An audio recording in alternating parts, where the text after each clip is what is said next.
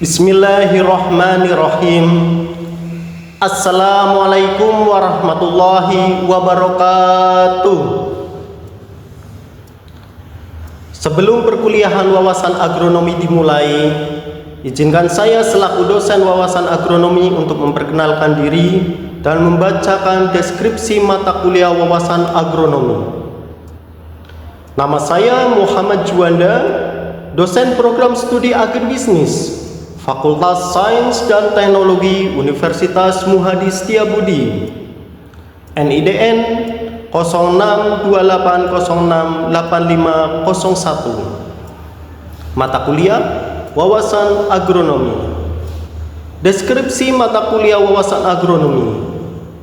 Wawasan agronomi merupakan mata kuliah inti di program studi agribisnis dengan bobot 3 SKS. 2 SKS secara teori dan 1 SKS praktikum. Mata kuliah ini berisi tentang ilmu sains dan teknologi yang mencakup usaha pengelolaan lahan tanaman untuk memperoleh hasil produksi tanaman yang optimum. Hasil produksi tanaman yang optimum akan dapat diperoleh ketahanan pangan yang baik di Indonesia, sehingga Indonesia bisa menjadi negara yang makmur. Capaian pembelajaran mata kuliah wawasan agronomi. Yang pertama, mahasiswa mampu menjelaskan konsep agronomi, sejarah diperlukannya tindakan agronomi pada suatu lahan atau wilayah. Yang kedua, mahasiswa mampu menjelaskan teknik usaha peningkatan kesuburan tanah. Yang ketiga, mahasiswa mampu memahami teknik pengolahan tanah dan penanaman tanaman. Yang keempat, mahasiswa mampu menjelaskan jenis pupuk, macam pupuk, dan proses pemupukan, serta pertumbuhan dan produksi tanaman. Yang kelima, mahasiswa mampu memahami faktor-faktor penyebab kerusakan tanah dan usaha perbaikan tanah. Mode pembelajaran yang dilakukan yaitu dengan tatap muka atau offline. Metode pola pembelajaran pada mata kuliah ini menggunakan pola pembelajaran aktif dengan pendekatan dia, delivery, interaction, dan assessment. Pembelajaran diawali penyampaian materi secara langsung pada mahasiswa. Pembelajaran kolaboratif, diskusi kelompok, tanya jawab, tugas, studi kasus, dan lain-lain. Diharapkan mahasiswa mampu mencari solusi mengenai bagaimana cara menyelesaikan masalah yang telah didiskusikan. Problem based learning. Mata kuliah ini secara keseluruhan memiliki 14 kali pertemuan. Dengan rincian, 7 kali pertemuan dilanjutkan dengan ujian tengah semester atau UTS. Kemudian 7 kali pertemuan berikutnya dilanjutkan dengan ujian akhir semester. Penjadwalan pertemuan praktikum di luar dari 14 kali pertemuan tersebut. Tujuan praktikum wawasan agronomi yang pertama yaitu mahasiswa mampu memahami teknik menanam jagung. Yang kedua, mahasiswa mampu memahami teknik budidaya tanaman padi sebagai bahan pokok kebutuhan pangan di Indonesia, padi. Yang ketiga, mahasiswa mampu memahami teknik budidaya tanaman bawang merah sebagai komoditi unggulan Kabupaten Brebes yang berbasis kearifan lokal. Penilaian pada mata kuliah ini terdiri dari 6 aspek, yaitu yang pertama absensi atau kehadiran dengan bobot 10%, 2 sikap dengan bobot 5%, 3 tugas bobot 5%, 4 praktikum dengan bobot 15%, 5 ujian tengah semester dengan bobot 25%, dan 6 ujian akhir semester dengan bobot 40%. Demikian deskripsi singkat mata kuliah wawasan agronomi. Sekian, terima kasih. Wassalamualaikum warahmatullahi wabarakatuh. Assalamualaikum warahmatullahi wabarakatuh.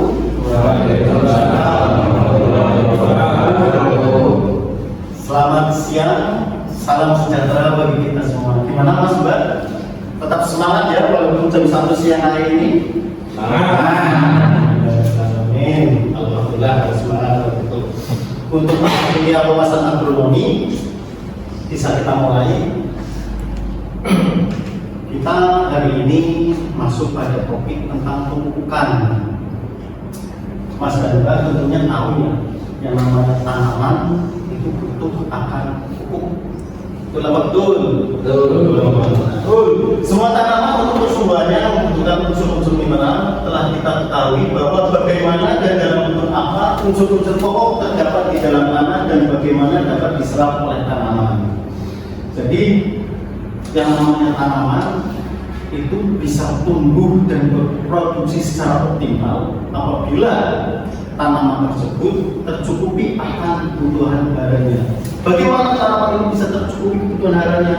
Otomatis kita sebagai petani atau pengelola harus bisa memperhatikan ketersediaan air di dalam tanah untuk bisa mencukupi kebutuhan tanaman tersebut. Next, arti pupuk dan pemupukan. Pupuk bisa diartikan yang pertama bahan atau zat yang diberikan ke dalam tanah atau ditambahkan kepada tanaman dengan maksud agar supaya zat atau nutrisi yang dibutuhkan makanan untuk tanaman itu bertambah. Yang kedua, bahan yang mengandung satu atau lebih unsur hara yang diperlukan oleh tanaman. Itu adalah arti dari pupuk. Yang kedua yaitu pemupukan, yaitu aktivitas pemberian pupuk ke tanaman, baik melalui tanah ataupun daun. Jadi yang namanya pemupukan itu bisa diberikan, ya, pupuk tersebut bisa diberikan ke dalam tanah ataupun ke daun dengan cara disemprotkan. Tentunya Mas dan Mbak kalau bisa dulu waktu praktikumnya pernah melihat ya bagaimana kita itu memberikan pupuk di dalam tanah, prosesnya seperti apa, pas pada saat penyemprotan itu prosesnya seperti apa. Yang kedua, aktivitas pemberian satu atau lebih pupuk ke tanah atau ke tanaman untuk memenuhi kebutuhan unsur hara tanaman. Itu adalah arti pupuk dan pemupukan. Next. Mengapa perlu adanya pemupukan? Kira-kira mengapa sih Mas Mbak tanaman itu perlu dipupuk? Padahal kalau kita lihat ya biji kita sebar aja ya. Kita sebar aja di tanah, bisa tumbuh kan? Bisa apa enggak? Bisa. Tapi mengapa kita perlu adanya pemupukan? Itu kan suatu kegiatan yang sering kita lihat di ladang ya. Sering kita lihat di ladang. Itu seperti itu. Kenapa? Why? Tanah pertanian yang ditanami secara terus-menerus tanpa kebaran itu kan kelihatannya maka tanah tersebut akan miskin, akan saudara. Nah, karena kita sering bercocok tanam di tanah tersebut, bercocok tanam lagi, nah, secara otomatis hara yang di dalam tanah tersebut makin lama akan makin berkurang. Oleh sebab itu maka perlu adanya kita menambahkan pupuk. Itulah yang disebut pemupukan. Banyaknya unsur hara atau zat mineral yang terangkut dari dalam tanah ketika panenan berlangsung, maka kita dapat membayangkan akibat serius jika pemeliharaan tanah tidak diperhatikan. Oleh karena itu perlu adanya pemupukan. Next, macam-macam mineral yang terkandung dalam pupuk. Yang pertama adalah nitrogen, di mana nitrogen itu adalah unsur makro, ya, unsur makro yang paling dibutuhkan oleh tanaman. Unsur makro yang paling dibutuhkan oleh tanaman. Tanpa nitrogen, tanaman tidak akan bisa tumbuh dengan bagus. Tanaman tidak akan berproduksi dengan optimal. Nitrogen merupakan bagian protein yang sangat penting. Tanaman yang cukup mengandungkan akan berdaun lebar, berwarna hijau tua. Yang kedua, jenis tanahnya sudah. Apakah tanah itu pasir? Apakah tanah itu liat? Apakah tanah itu tanah pasir bercampur liat? Itu juga kita harus perhatikan. Letak pemupukannya. Nah, kita menanam tanaman di dekat rumah, kira-kira 5 meter dari rumah, tanaman mangga. Nah, kita memupuk tanaman mangga ini berarti kita tajuk tanaman mangga. Jangan sampai kita menanam tanaman mangga, ya, kita memupuknya itu mungkin 10 meter dari tanaman mangga tersebut, kan nggak sinkron, nggak matching gitu. Kalau kita menanam tanaman mangga, kita memupuknya harus di sekitar tajuk tanaman. Itu yang disebut letak pemupukan. Fungsi tanaman meningkatkan daya resistensi terhadap penyakit, memperkuat kekasiapan badan dan meningkatkan pemakaian air karena dapat mengurangi penguapan. 4 unsur hara yang lain seperti S, belerang, Fe, besi, Si, dan lain-lain sebagainya. Next, klasifikasi pupuk berdasarkan pembentukannya. Jadi pupuk itu bisa kita klasifikasikan berdasarkan pembentukannya. Klasifikasi pupuk dapat dibedakan berdasarkan pembentukannya. Yang pertama, pembentukannya seperti pupuk buatan, pupuk sintesis, dan pupuk alam. 2, kandungan unsur hara yang dikandungnya, ada pupuk tunggal dan pupuk majemuk. 3, susunan kimiawi, ada pupuk organik dan pupuk anorganik. Alias klasifikasi pupuk berdasarkan pembentukannya. Yang pertama, pupuk buatan. Ada yang tahu pupuk buatan itu kayak apa? Pupuk seperti apa? Contohnya, pupuk buatan, pupuk yang dibuat secara industri yang mengandung unsur hara tertentu, yang pada umumnya mengandung unsur hara yang tinggi. Jadi pupuk buatan itu biasanya dibuat secara skala industri, di mana di situ distributornya itu distribusinya sudah tersistem dari mulai industri, ya, distributor, lalu ke toko, lalu didistribusikan ke petani. Itu biasanya pupuk buatan itu sudah tersistem dalam distribusinya.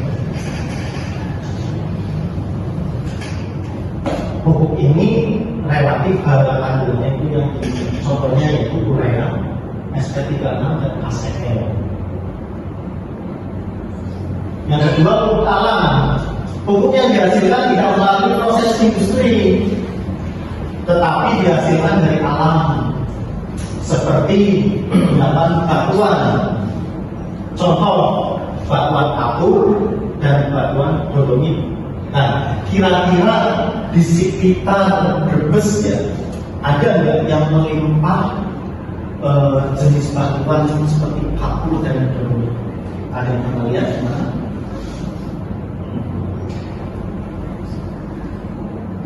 Mas Aldi, Mas Anies? Kalau Mas dan Mbak pernah jalan-jalan di daerah sekitar Solo ya, untuk Brebes Selatan ya, itu banyak sekali gunung-gunungan di situ. Di situ banyak gunung-gunung kapur di situ. Itu ketersediaannya sangat melimpah dan itu bisa dijadikan sebagai bahan baku pupuk alam. Next, kemudian pembuatan bandingkan dengan pupuk alam. Yang pertama, pupuk buatan itu lebih mudah menentukan jumlah pupuk yang dipadukan dengan kebutuhan tanaman. Yang kedua, hara yang diberikan dalam bentuk cepat tersedia. Yang ketiga, dapat diberikan pada saat yang lebih tepat, yang tepat pemakaian dan pengangkutannya lebih murah, mudah, karena kadar barangnya yang tinggi. Ya, jelas biasanya dalam 1 kilo aja bisa mengandung M yang banyak ya, dibandingkan dengan pupuk organik kan seperti itu. Makanya punya kelebihan yang lebih bagus dibandingkan dengan pupuk alam, terutama dalam segi penanganannya, karena sedikit aja kadar harganya sudah tinggi kan seperti itu. Next, kelemahan dan kekuatan dibandingkan dengan pupuk alam. Yang pertama, bila tidak dengan perhitungan yang akurat dalam pemakaiannya, maka penggunaannya akan merusak lingkungan. Nah, ini Mas dan Mbak ya, barangkali suatu saat diberikan rezeki oleh Allah Subhanahu wa Ta'ala menjadi penyuluh pertanian yang handal ya, menjadi seorang riset yang teliti. Amin ya, amin. Iya, itu organik.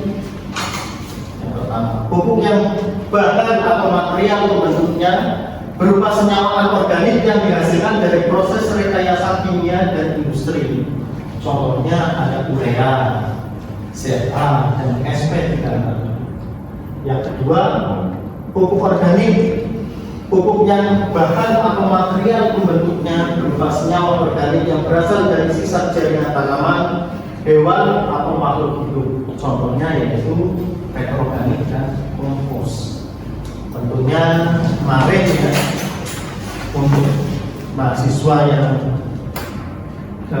melihat pas pada saat praktikum ya, kita melihat proses pembuatan kompos daun bawang merah. Itu salah satunya yaitu kategori pupuk organik, di mana berasal dari sisa jaringan tanaman, yaitu berbahan baku dari daun bawang merah. Ya, barangkali ada Mas dan Mbak yang perlu bertanya, perlu kita diskusikan bersama di sini. Monggo silakan, saya terbuka untuk diskusi. Siapa yang mau bertanya? Silakan. Monggo, Mas Arif. Ya Pak, terima kasih Pak. Izin bertanya Pak. Tadi kita bahas tentang pupuk, mau bertanya Pak. Kalau untuk pupuk yang kita aplikasikan ke tanaman, contoh kayak pupuk N nya di urea, itu hasil setelah pemupukan itu berapa hari bisa terlihat di tanaman Pak? Responnya apa? Pertumbuhan tanaman bisa terlihat dengan perlakuan pupuk organik itu cukup lama, Mas. Bisa sampai 1 tahun atau 2 tahun. Karena apa? Karena pada umumnya yaitu fungsi ya. Intinya fungsi pupuk organik ataupun kompos itu digunakan sebagai pembenar tanah untuk unsur haranya itu rendah. Itu makanya bisa kelihatan bagus apa tidaknya kalau diberi perlakuan pupuk organik itu adalah lama. Terus seperti itu. Terima kasih. Oke. Ini nanti sebelum perkuliahan selesai, kuliah itu meninggalkan 16, nanti kalian absen di pojok kelas, yaitu tersedia absensi. Monggo. Kalau nggak ada pertanyaan lagi, saya akhiri untuk pertemuan kali ini. Cukup sekian dulu. Wabillahi taufiq wal hidayah. Wassalamualaikum warahmatullahi wabarakatuh. Assalamualaikum warahmatullahi wabarakatuh. Waalaikumsalam warahmatullahi wabarakatuh. Selamat siang Mas Ganda. Kita melanjutkan kembali materi perkuliahan wawasan agronomi. Untuk topik kali ini yaitu tentang pertumbuhan dan produksi tanaman. Perlu diketahui bahwa pertumbuhan yaitu suatu proses yang menunjukkan adanya penambahan bobot kering dan ukuran bersifat tidak dapat balik sebagai akibat Serangkaian proses fisiologi seperti fotosintesis, absorpsi, transpirasi, dan lain-lain. Produksi suatu tanaman ditentukan oleh kegiatan yang berlangsung dalam sel dan jaringan tanaman. Bahan kering adalah penumpukan fotosintat pada sel dan jaringan. Penumpukan fotosintat dapat berupa buah, biji, daun, dan buah. Jadi perlu diketahui Mas dan Mbak ya, yang namanya pertumbuhan tanaman itu dimulai dari kita menanam tanaman, lalu tumbuh menjadi besar itu yaitu ditandai dari pembelahan sel. Pembelahan sel yang semakin banyak, lama-lama tanaman tersebut akan semakin besar pula. Itulah sebabnya pertumbuhan tanaman itu perlu diperhatikan dari fase vegetatif ya, fase vegetatif terutama nanti yang pada akhirnya pada fase reproduktif itu di situ. Pertumbuhan dan perkembangan tanaman dipengaruhi oleh yang pertama kondisi sel atau jaringan meristem, yang kedua hasil asimilasi atau fotosintesis, yang ketiga hormon, salah satunya yaitu hormon pertumbuhan yaitu auksin, yang keempat yaitu lingkungan. Proses fotosintesis. Nah, jadi pertumbuhan itu dipengaruhi juga oleh proses fotosintesis di mana air dan CO2 ya karbon dioksida dengan bantuan cahaya matahari dengan klorofil akan dihasilkan glukosa dan oksigen, di mana glukosa tersebut akan dimanfaatkan oleh tanaman untuk proses metabolisme selanjutnya. Terus seperti itu. Next, ini adalah gambaran proses fotosintesis ya, di mana sebuah tanaman itu akan bisa tumbuh dengan baik apabila tersedia air di dalam tanah, yaitu untuk kebutuhan fotosintesis. Di situ ada juga karbon dioksida yang nantinya akan dihasilkan glukosa dan oksigen dari tubuh tanaman tersebut, yang mana oksigen tersebut dapat nantinya dimanfaatkan oleh makhluk hidup yang lain seperti kita.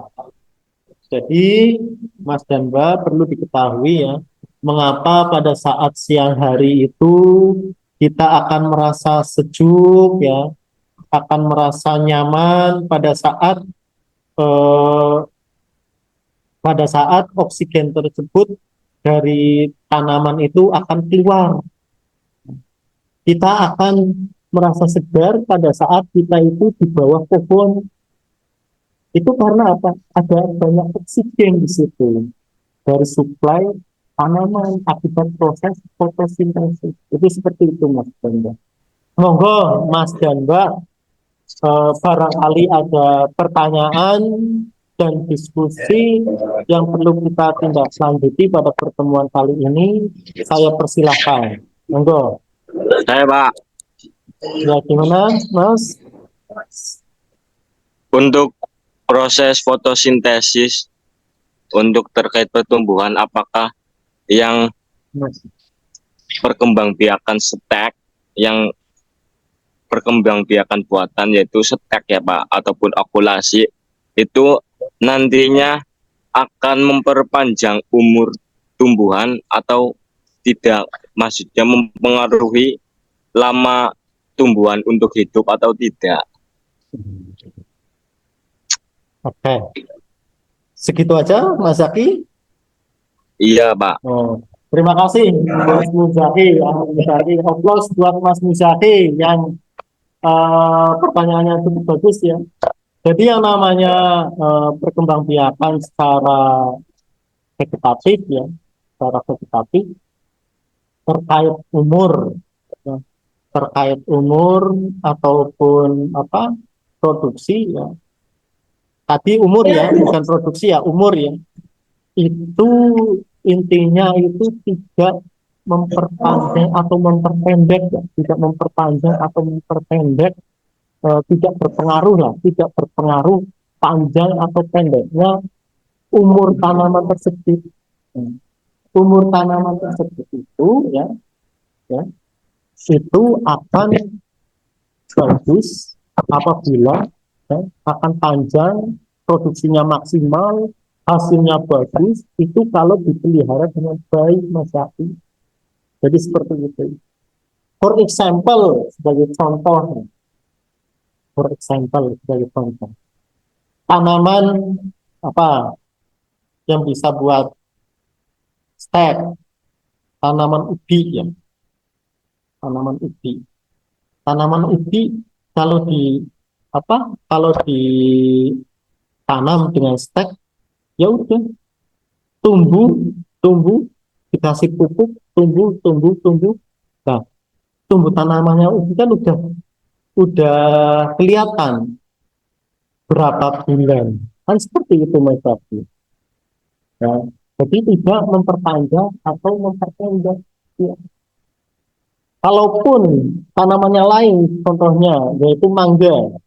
Nah, kalau tanaman mangga pada saat tumbuh ya, tumbuh dengan baik, lingkungannya baik, itu otomatis akan tumbuh hidupnya bisa lebih lama. Dibandingkan dengan tanaman yang tidak dipelihara dengan baik, ditutup apa tidak, ya. Sanitasinya jelek, di situ banyak gulma yang tumbuh, ya.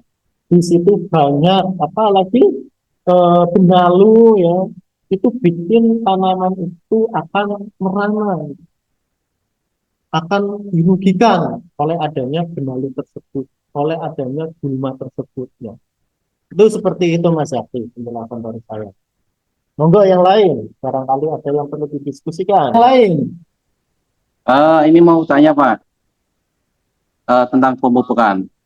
Bagaimana kalau toh pemupukan unsur N atau unsur nitrogen, kalau toh pemupukan itu berlebihan, bagaimana Pak itu Pak? Terima kasih pertanyaannya yang bagus. Unsur N ya, unsur N yang berlebihan, maka ya sebagai contoh aja tanaman bawang merah ataupun padi ya, tanaman bawang merah ataupun tanaman padi itu akan tanamannya itu akan lemas gitu, lemas. Karena fungsi utama unsur nitrogen itu untuk pertumbuhan Mas Haji, itu untuk tumbuh ya, untuk tumbuh tanaman itu akan lemas, jadi tumbuh tinggi tetapi tidak kokoh, akibatnya seperti itu. Berbeda dengan pada saat fase reproduktif ya, generatif itu datang, kita kasih unsur K, itu tanaman akan lebih kuat jaringannya, itu seperti itu.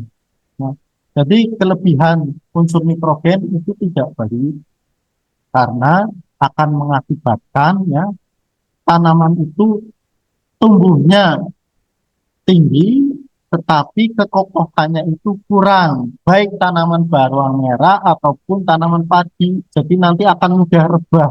Itu seperti itu nanti akibatkan. Terima kasih. Terima kasih Pak. Oke, Penjelasannya. terima kasih. Barangkali ada yang mau bertanya lagi, monggo silakan. Oke, karena waktu sudah, mata kuliah sudah mau selesai ya, ini ya. Kita akhiri saja ya, karena nggak ada yang bertanya lagi. Saya akhiri. Wabillahi taufiq wal hidayah. Wassalamualaikum warahmatullahi wabarakatuh.